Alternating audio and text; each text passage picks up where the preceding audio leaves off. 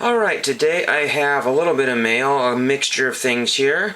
This came in a few days ago. We'll get this out of the way very quickly. 3 of 3 from Greg Kraft. I usually tell him to keep the extra card. Who's Greg Kraft? Not a football player, but more than likely you would probably know what it's going to be. It's going to be a golf card there.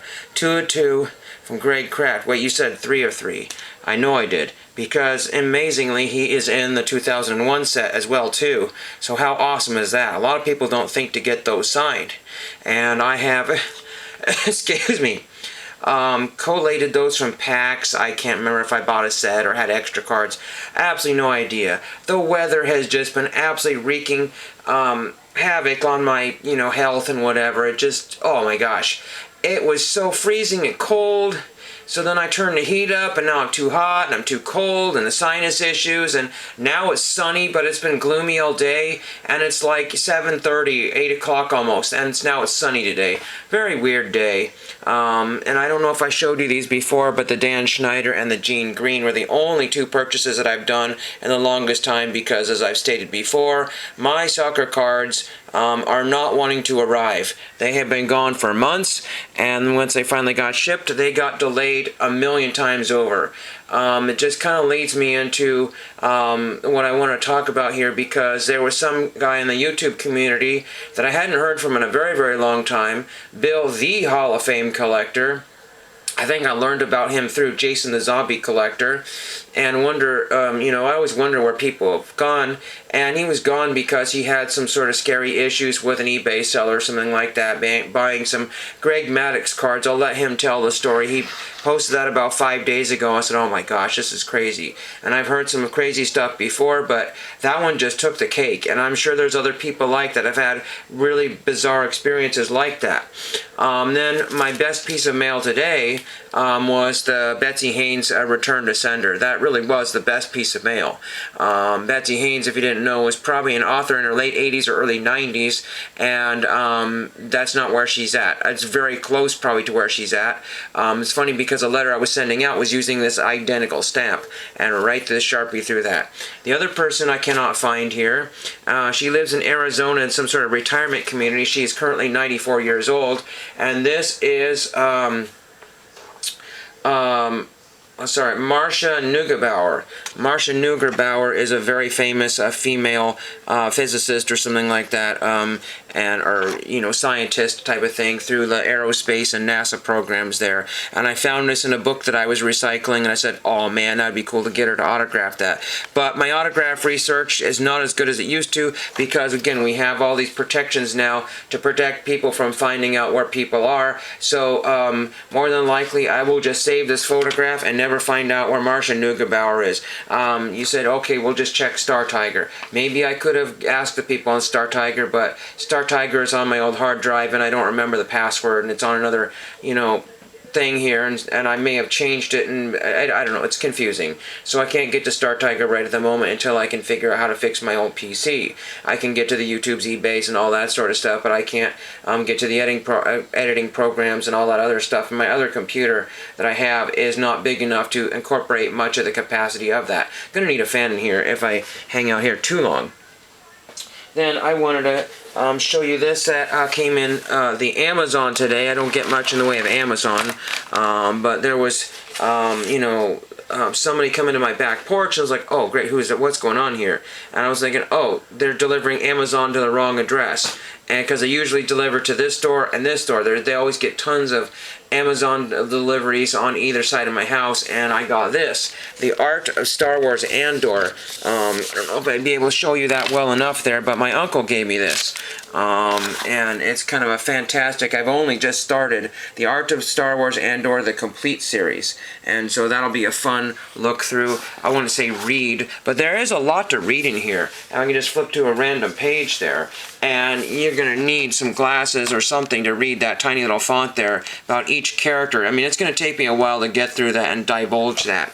Skim through it at first, and then get the old-fashioned bookmark out, oversized postage stamp, or a baseball card, that you don't really need for any particular reason.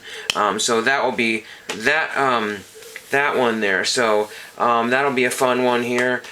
It essentially has artwork wrapped around to the back of it there too. So it's fun, and all the spaceships, you know, Star Wars, you know, style, everything. I'll show you a couple more pages in here if I can get to it. I don't want to showcase the whole book and spoil it for everyone else, but you know, they have different artifacts and different, you know, costume designs and showing minor characters and everything. It's kind of an interesting look into Andor. I need to go back and revisit that so I can get caught back up on that. I have just 8 billion DVDs to just put together there to get through these things here. I know there was something else that I wanted to get through. There's always something else. I'm putting together, and I had a question, and I had a question to myself mostly, because I showed those dogs trading cards, and I have access to more of them. They're not rare, but people are charging like they are rare. It's like, you know, sometimes people want $9 to $10 a card, per card.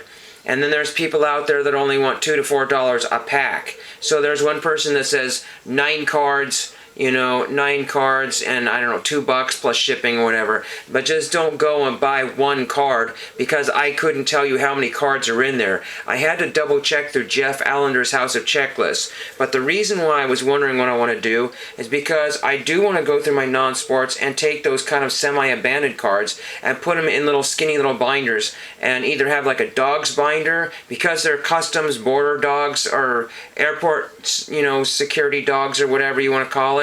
I might throw them in my eventual airport airline binder. And what I want to do with that binder, because I've got small little ticket stubs and different, you know, airline type of memorabilia, I might want to throw those in there and then eventual airline cards. But I haven't chosen a nice binder to pick out, you know. Ideally you would find something that has like airline advertisement on it. But if you understand any kind of collectible and subcategory, everything is just, doesn't matter what you type in. It's like you were thinking that you were going to spend $5 or $10 on something. You're sadly mistaken. It's going to be $50 to $100 on everything. I found some like sort of luggage, I can't remember what they were, but they're like boarding tag, number tags or something like that. Maybe they gave them out to all the people when you waited, and then you handed them back in or something like that. And it's like, oh, what are those little piece of plastic that's probably no bigger than that, you know, than a couple of trading cards, probably about like that big or so, and $15 plus shipping. You know, just for a tiny little piece of plastic. I've got all kinds of tiny pieces of plastic. In fact, there was one I was about to throw away. It says Coca-Cola on one side and then Diet Coke on the other side. I think they were to put in vending machines. And, you know, I wouldn't know anybody who would pay me $1 for that. It's all beat up and scratched. It's not very old either. And then, but then you would go to the dreaded eBay and somebody would want $15 because they're the only ones selling that, or they're the only one. And there's crazy, you know, because they can ask crazy amounts of money for these dinky little things, then they can say, well, buy one and then get 10% off the next one or 20% off, and they can still like make hand over fist on these crazy things that never would have been. They're just things that people threw away, and now because they threw them away, now they have all kinds of insane value. Because there are people getting into the airline collectibles type of thing, like the galley cart, which I have over here, which is my TTM cabinet. Well, here, okay, we'll just bypass all the junk here, and I'll just show you here. There's my airline galley cart, Airbus only. It's for Monarch Airlines. And again, I haven't really done a lot of research on it. I had to custom make some shelves, because the shelves, believe it or not, are going to cost me more than the entire unit to find some shelves. And I know I have several friends that said they would like to have one of those, but they have not. They have been loath to pull the trigger. Now is the time to pull the trigger before the prices get out of the stratosphere, because some of those galley carts are getting up towards to $1,000 or more, you know, in the refurbished mint condition category, even more than that, thousands of dollars. And then I've been able to pull the trigger on ones that were like in the low hundreds, you know, and that's how I paid for this one. And I still think it was very, very worth it for me to do that. It locks and you can step on it and does everything it needs to. You don't necessarily have to have all that working as long as it doesn't roll away from you. You know, I don't know if you can find an airport surplus. That's where people get them. But I don't live near any major airports where they're getting rid of their massive ancient ancient galley carts. You know, I would be probably being outbid by some guy that wants every one of them for his repurposing business, because a lot of people were selling them to restaurant people, theme people, and they were also selling them to people that wanted something cool in like their Seattle, condo or whatever it was. You know, I was like, oh man, the Seattle people, Portland, Seattle, these hipsters need to have stuff that was like all kinds of not for sale type things, and I feel like sometimes I'm a hipster having stuff like that. And then of course, I have some other airline. I've made a video years ago about some of the, and unfortunately it was in a binder to some degree, but that binder, everything fell out or slipped out, and so all these like little name tags, luggage things, boarding pass type things, little cards that say stay seated or restroom card or whatever, those things are just all out through hundreds of boxes laying around here. So I want to try to get that binder back together so I can have a nice cohesive collection that I can share with some of my friends and give them an opportunity to kind of expand the horizons, no pun intended, in their collections. I have okay, I was seeing, I couldn't see because there's a white spot there and my camera was, alright, it's warm in here. But yeah, like I said, I just have so many things to go through. I mean, this card unfortunately looks like it got stepped on, so I probably won't be able to keep that Wes Gardner card there. I don't know what I'm going to do with it. Again, man, everything is just stacking up on me like crazy. It's crazy. And then 4th of July is this weekend here, and then I'm going to be the swap meet. Excuse me. I'm probably going to be at the swap meet. I haven't heard from my friends Chris and Zachary if they're set up, but more than likely they are. I just couldn't remember what they said for the next time. Their friends is going to be on the other side, and they will be there for the whole weekend. But I do not necessarily want to be there on the actual day of. Everybody's going to be zapped and tired, so hopefully the traffic will be really good on Sunday morning, and I will just take a small amount of things, and if Chris and Zachary have decided to just stay home, then I will just, be a customer and just wander around and buy virtually nothing. That's basically my goal. Unless, I get some message that we're not going to be there, and then maybe I won't go at all. There's no reason for me to go all that way if I don't have any reason to be there.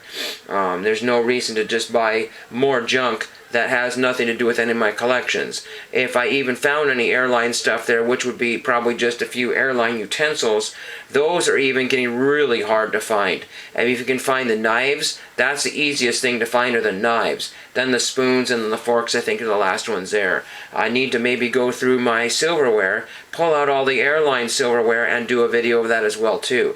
I have a crazy amount of videos that will eventually be coming to the market. And I would love to have, vintage and things added to it. I just, again, when you're not self-aware of your computer and their issues, and it just happens to have a power failure and something is weird with your computer, and you're not prepared for that, it just puts you behind the 8 ball. Never mind other business and personal things that I have been having to do.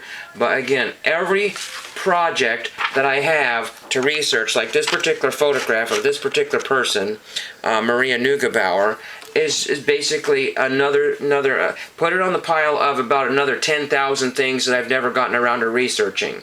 Again, it's a nice picture. I'll probably throw it in my aviation/NASA collection and just say that's a nice picture of her. I don't need it autographed, but I would really like to have that autographed. And I did my little due diligence. I don't have the group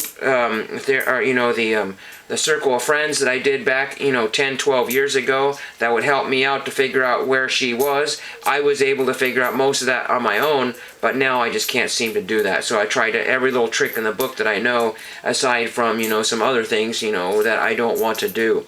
So that is all I have for today. Wednesday is usually a dreadful mail day. If for some reason I get my soccer cards, I would love to have them during FIFA time, but it's not going to happen. If I ever get my cards. Again, cards have left me, sports cards have left me, they just, seem to be just kind of, and unfortunately I have 1 or 2 more orders from Autograph Den that will be, they say they're going to be in like August or September to arrive or something ridiculous. Not very many cards, and I just really can't, in good conscience keep buying from these guys that are going to be Oh, I forgot to mention the reason why I grabbed these. Dan Schneider is essentially somebody I'm going to write to, which I think I already have. I can't remember if I got them back. I'll have to double check. And Gene Green is just for another of my cloud PC binders. So I need to get that one put back together. I think now is the time to basically just cut the cord of virtually every card except for a few of them, and then just basically just rebuild my collection and just get rid of the stuff that isn't going anywhere. Just get rid of it, just take it to the local dump and just say, you know what? I know a lot of my friends are in the same position. They got thousands of cards. They don't want to throw them away. They don't want to do with them. As soon as they throw them away, it's like, oh shoot, I need that guy, or this is going to happen, or I decided to build that set. That's what we all go through. You know, we pay a quarter, $1, $5 for some of these cards, and then unfortunately some of them just sit and will be with us for the rest of our lives. We sort of like the images. I mean, again, this is one I picked up recently. This Roy Thomas. I haven't had a chance to do anything with this. This, you know, Bobby Ojeda. I haven't had a chance to do anything with that or put that away. Again, it's just time is short and we're just basically not using our resources the way we need to be doing. But I will try to get another video out the next day or two, and thank you for watching.